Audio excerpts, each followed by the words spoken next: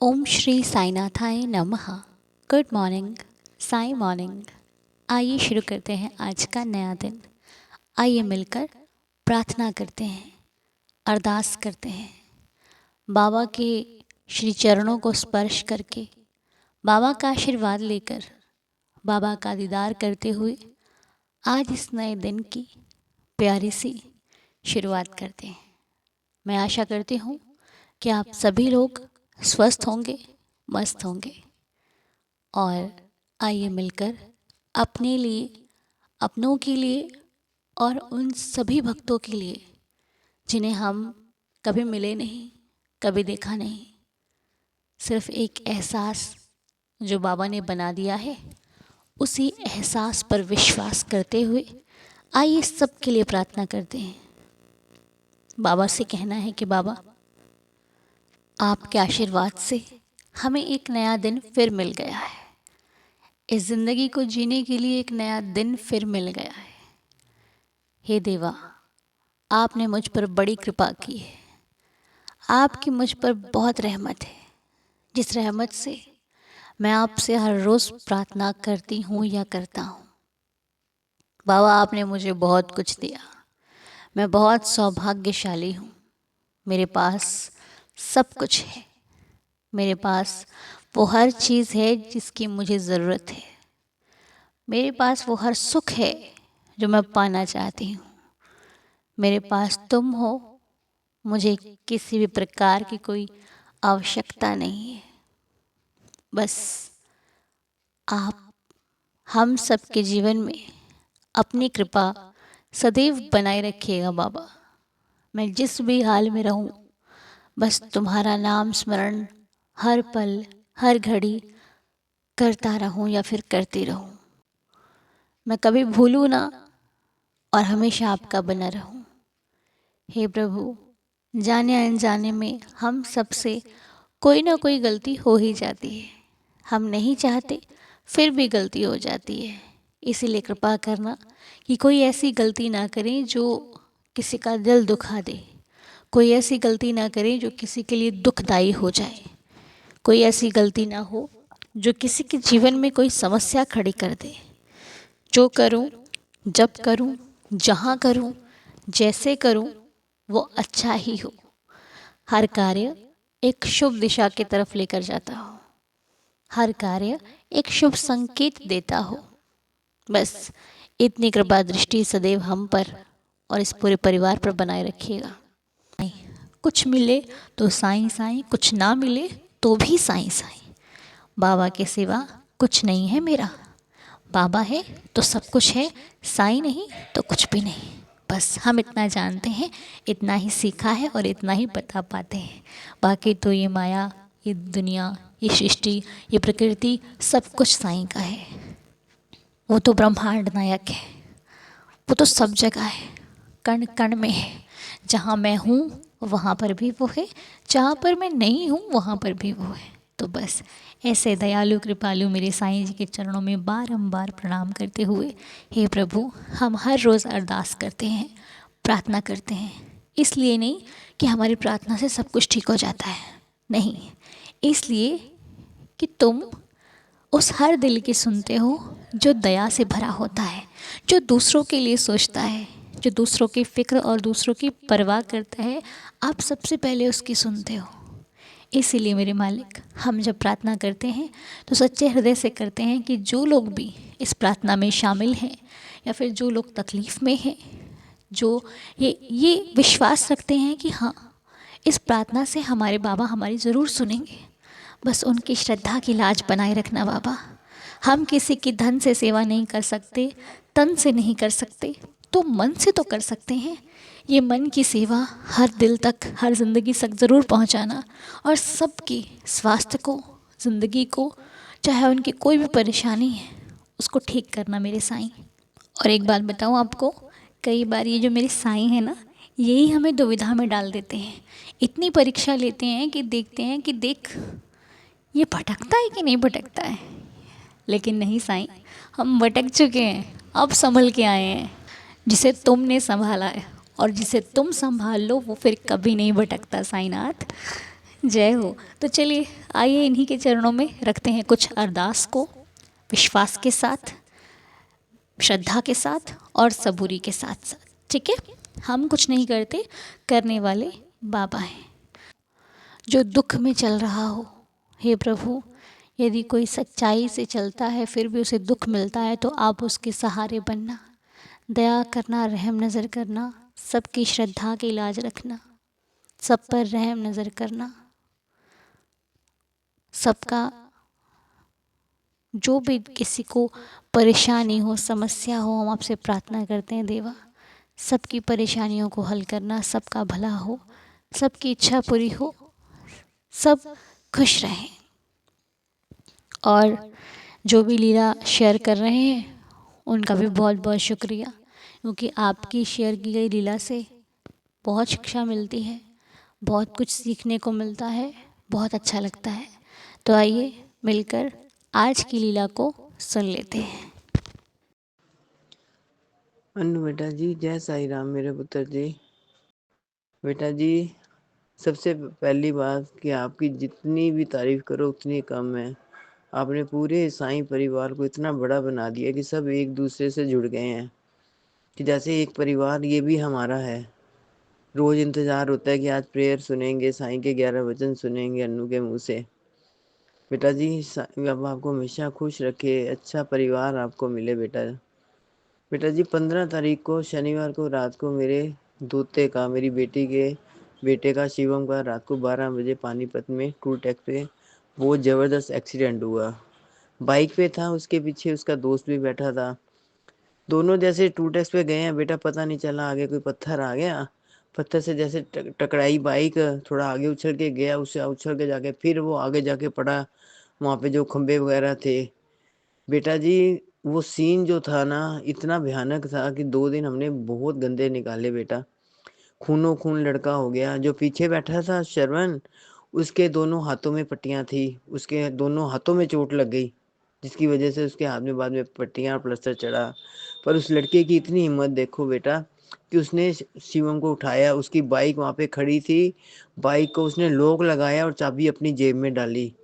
फिर उसको उठा के वहीं से कोई बैटरी रिक्शा किया, उसने उसको हॉस्पिटल लेकर आया।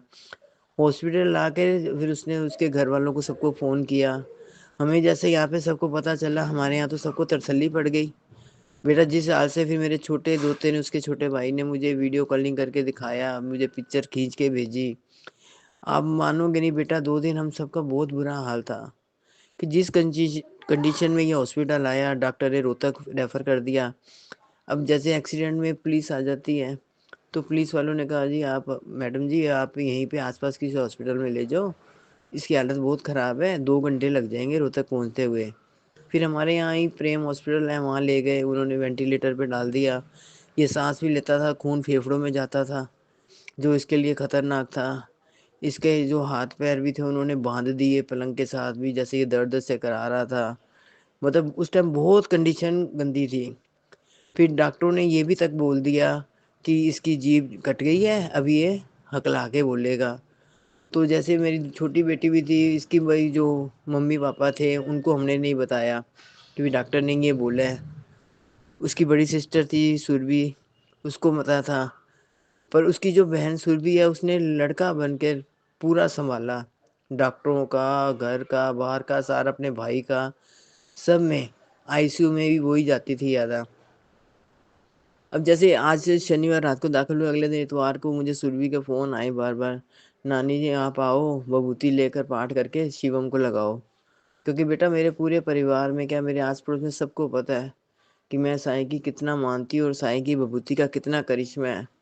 कोई भी घर में प्रॉब्लम हो जाएगी ना, मुझे बच्चों के बच्चे फ़ोन करके कहेंगे नानी ऐसे करो, दादी आप साईं को ऐसे करो। तो आप यकीन करोगे, इतवार को मैं वहाँ पे गई हूँ, जबकि अंदर मेरी हिम्मत नहीं थी उसके पास जाने की, कि मैं कैसे देखूँगी। फिर मैंने कहा चल आई हूँ तो मुझे जाना तो पड़ेगा। पहले मैंने सुरभि को दे दिया ऊदी का पैकेट, मैं कहा सुरभि तू जाके लगा दे। फिर मैंने कहा नहीं चल आई हुई, चल हिम्मत करके साईं बाबा का नाम लिया, अपना मुंह सिर पूरा ढका, मैं चली गई अंदर। वैसे देखा तो नहीं क्या बेटा, मैंने उसके माथे पे लगाया टीका, उसके चारों तरफ टांगों के पास, बाजुओं के पास, सिर के पास, हर जगह जैसे दिल में अपने साईं से प्रेयर करती रही। और चारों तरफ मैंने बेड पे विभूति डाल दी। मैं तो वहाँ से आ गई, तो अब बाहर आके थोड़ी देर पाठ किया, तो फिर सुरभि कहने लगी नानी डॉक्टर कह रही थी ये मिट्टी मिट्टी क्या है। तो मैंने कह दिया नानी ये डॉक्टर साहब ये मिट्टी नहीं है, मेरी नानी साईं बाबा को मानती है, ये उनकी विभूति है। तो उन्होंने कह दिया जैसे आईसीयू में होते हैं तो ये चीज़ें भी ज़्यादा अलाउड नहीं, वो कहते हैं लगानी है सिर्फ माथे पे थोड़ी सी लगाओ। आप यकीन करोगे जैसे मैं शाम को 5 से 6 का टाइम था मिलने का, तो मैं घर आई तो 5 बजे 5:30 बजे लगाई होगी मैंने विभूति उसको, उसके बेड पे भी। और रात को ही मुझे उसका फ़ोन आ गया सुरभि का कि नानी शिवम को अब हरकत हो रही है, अभी फ़र्क पड़ गया। रात को 12 बजे उसके छोटे भाई का मुझे फ़ोन आया नवे का, नानी मैं शरण ਨੂੰ ਕਹਿ ਰਿਹਾ ਵਾਂ कि देखा साईं नानी साईं विभूति ला के गई तो देख ला शिवम ਨੂੰ होश आ गया। ये साईं का इतना बड़ा करिश्मा है बेटा, मुझे खुद विश्वास है। आप यकीन नहीं करोगे, मेरी कई बार मैं अकेली होती हूँ कमरे में, मेरी हालत इतनी ख़राब होती है, मैं साईं को यही कहती हूँ कि साईं मैं अस्पताल नहीं जाना। मैं विभूति से आप कभी उस टाइम मैं अपनी शक्ल कोई मेरी देखे ना, मैं विभूति से अपने आप को पूरा नहला देती हूँ। पूरे अपने मत्थे पे, पेट पे, जहाँ पे दर्द हो रही होती है, पूरी पकड़ के मलती हूँ और साईं बाबा के आगे हाथ जोड़ती हूँ और थोड़ी देर में मुझे फ़र्क पड़ जाता है। पीछे मैंने अपनी बेटी को भी बोला, मैं कहा कोई ऐसे देखेगा ना, कोई सोचेगा ये ड्रामे कर रही है, अभी-अभी थोड़ी देर पहले तो इतना तड़फ रही थी, अभी इसको एकदम ही ठीक हो गया। पर ये मुझे पता है और मेरे साईं को पता है कि ये मेरी साईं विभूति का चमत्कार है।